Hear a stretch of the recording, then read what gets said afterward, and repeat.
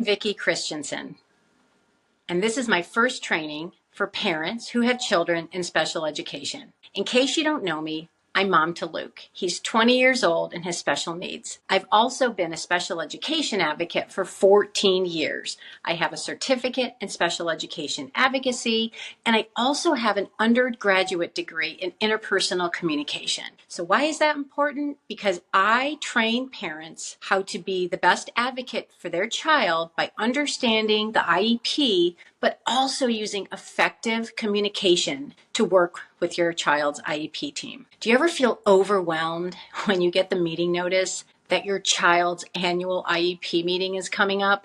You're thinking, gosh, I don't even remember what my child's, all of his IEP goals are. You take a look at the document and it's a really long document with a lot of information. You probably have your own concerns that you want to bring up to the team and you don't really even know where to begin. And you find yourself at the meeting doing more listening than actively participating. Well, you can follow my simple steps to be a more active participant at your child's next IEP meeting. We are preparing for your child's annual IEP meeting. So this training is geared for parents whose child already has an IEP. I will do future trainings if you have a child who you think needs to be assessed, might need special education services, might need accommodations over 504 plan.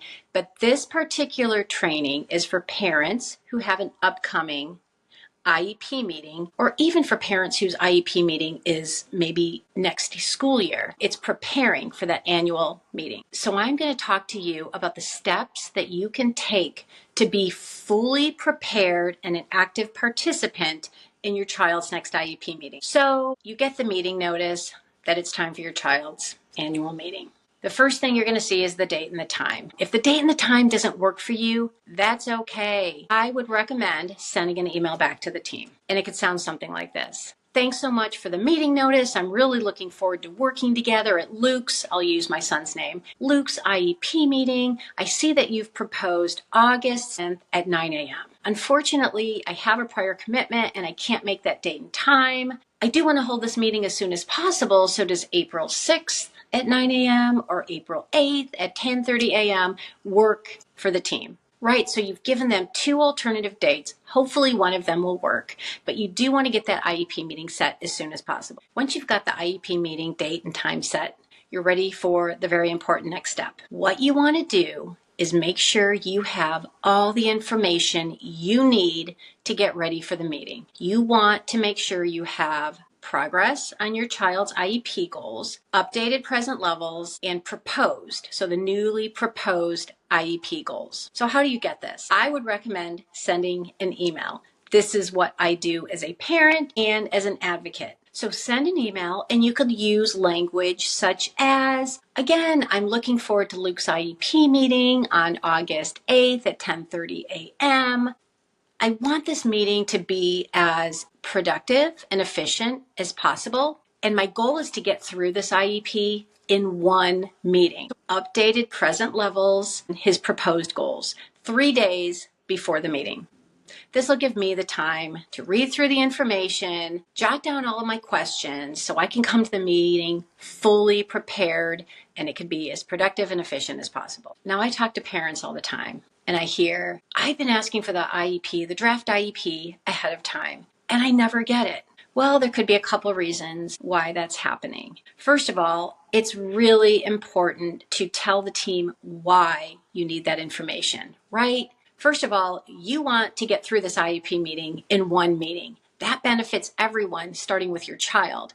It never helps to drag things out to part 2, part 3, unless it's absolutely necessary. But if you have this information ahead of time, it'll give you the best likelihood of getting through the annual in one meeting.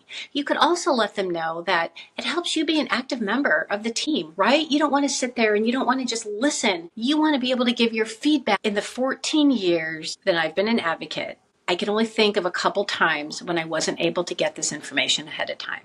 Now, sure, sometimes I don't get it until the day before. And at least you have it ahead of time. So you might be scrambling a little bit, but at least you have it. You can read it. You could write down your questions ahead of time. Also make sure that you're requesting specific information. You're not asking for the entire IEP. You're not asking for any parts of that IEP that should be a team discussion, because they might come back with, well, services, that's a team discussion. That's fine. That's why you're asking for progress on IEP goals, updated present levels, and proposed goals. I really think that using that language will give you the best chance of getting this information ahead of time, so you can go through everything, write down your questions, any concerns you have.